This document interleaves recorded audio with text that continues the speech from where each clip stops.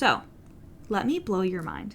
If you are someone who automatically thinks these thoughts of things don't work for me, I'm the underdog, no one is seeing my potential, things are harder for me than for others, this is just an identity you have cultivated, just like imposter syndrome. That's it.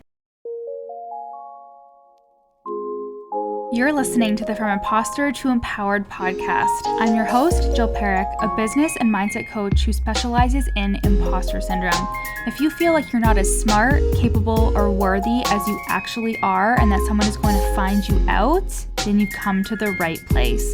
I went from being a struggling government worker, working my coaching business on the side, but feeling unworthy and burnt out, to making multiple six figures helping women overcome imposter syndrome so they too can sign clients, make bank, and have the business or career of their dreams.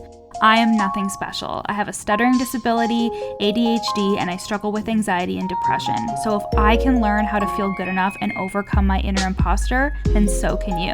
Let's dig in.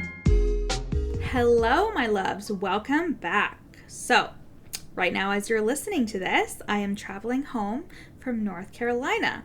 I'm either at the airport or in the sky when you're listening to this. I spent a couple days in Raleigh, North Carolina, attending my coach's $1 million event. And then she held a private event for the women in her mastermind on the Sunday. And then I gallivanted in a rental car all by myself to Wilmington to see my friend Ruthie and her family. She had a baby this year. And I actually met Ruthie at a One Tree Hill convention back in 2015. Dustin and I went to Wilmington for the very first time for my very first One Tree Hill convention. And then I went to 4 more after that. And Ruthie and I kind of met on a tour of a bunch of the locations for filming. At the time, she actually lived in New Jersey with her then husband. And they ended up separating not too long after that. But her and I stayed connected in this group, in this Facebook group. And it was like a group for One Tree Hill fans who were going to the conventions, and her and I stayed connected. And then the next year in 2016, I was like, I want to go to the next one, but I think because of work, Dustin couldn't go, and Ruthie was going, and she didn't have her husband anymore, so she was like, do you want to stay with me? And I was like, sure, yeah, let me travel across to a different country and stay in a hotel with this stranger and her pit bulls, which is exactly what I did. And we became really good friends, and we ended up going to all the other conventions together.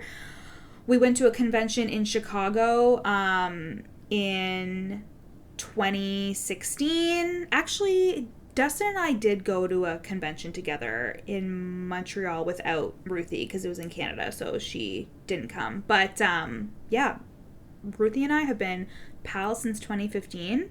And she just had her first baby, like I said, so it was really exciting to go and see her. I'm sure when I'm recording this, I haven't gone yet, but I will make sure to do a Jill's journal and to tell you guys all about the trip, about my coach's event, and about traveling and the things that came up there.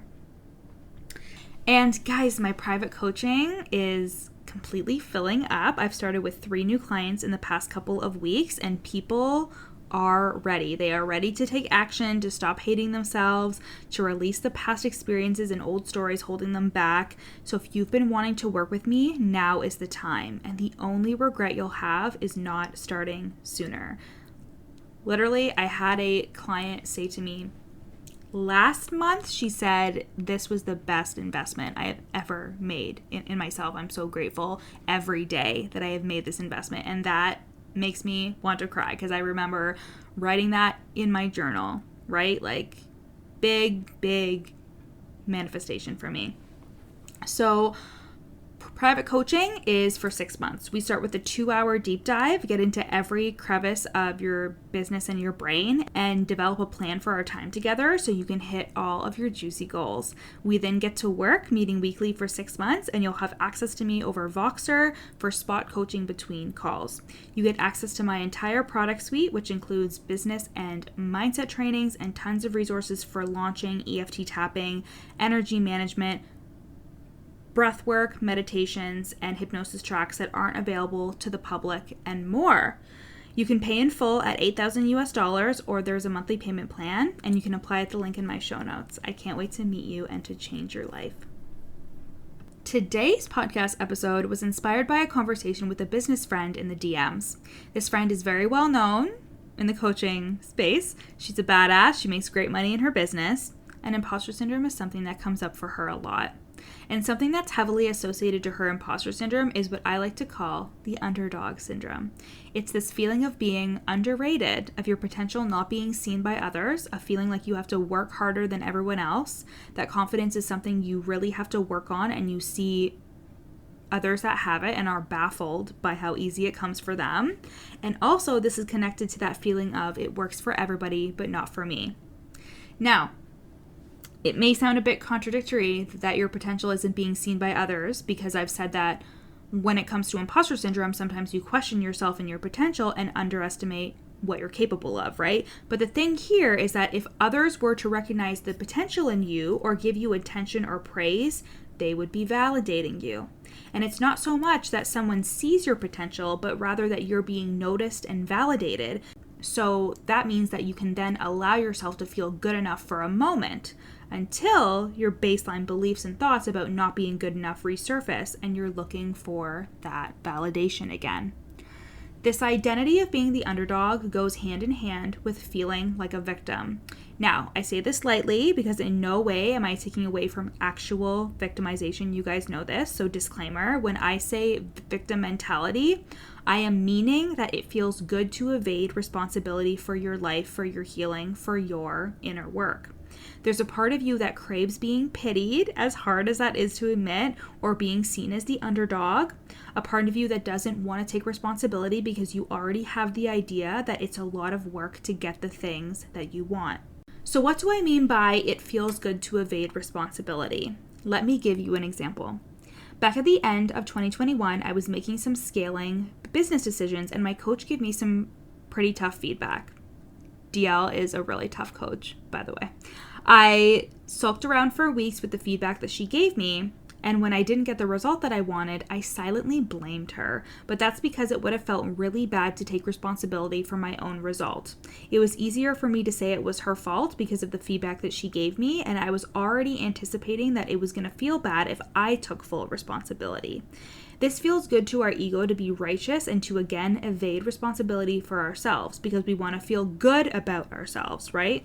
Are you following me? So, let me blow your mind.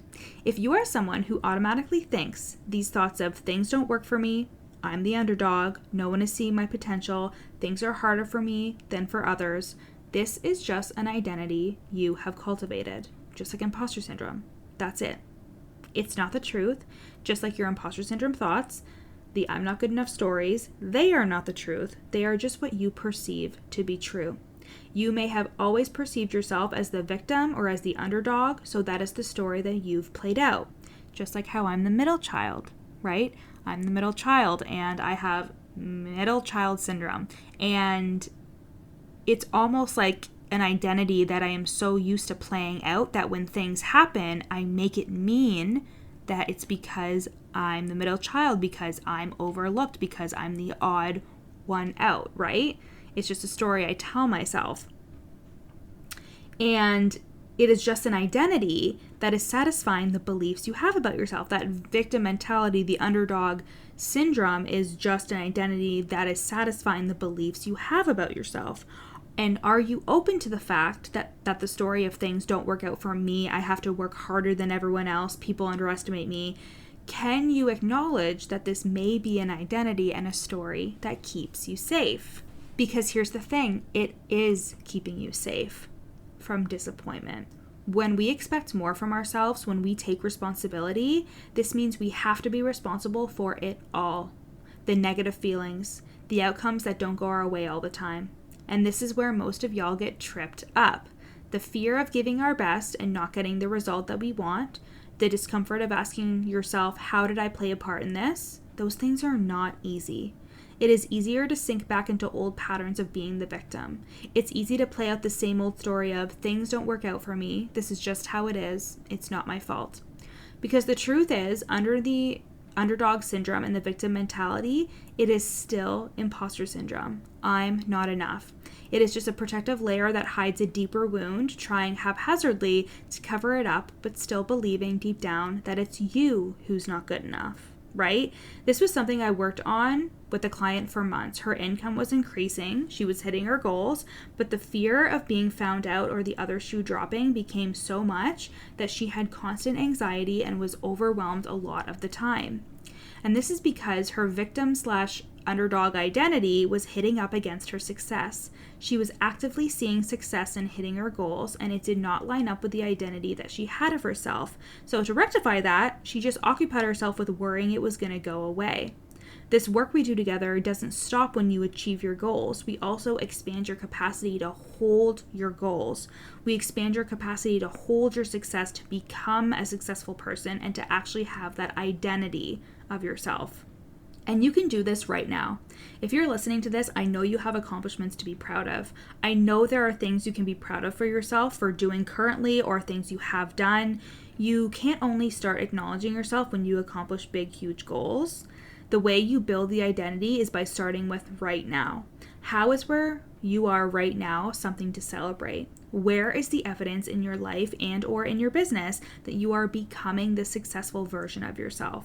What success will you allow yourself to hold today that is evidence that the empowered version of you is who you really are? And where can you accept responsibility for where you are without shame? Where can you see that you've been indulging in underdog syndrome or a victim mentality and take your power back? I want you to answer this journal prompt. I am ready to take responsibility for blank. It is only when you take ownership of the things in your life that you have the power to change them. Remember that taking responsibility isn't an opportunity to shame yourself. It is to take your power back.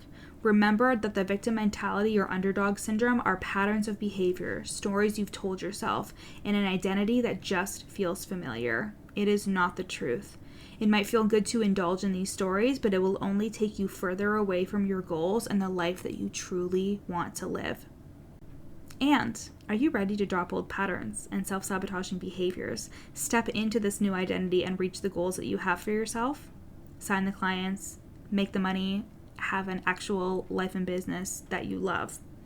I'm taking on private clients and I want you to be one of them. You can apply now at the link in my show notes. This is a 6-month coaching container that is $8,000 USD pay in full with a payment plan option. And this is my current rate. It will be going up.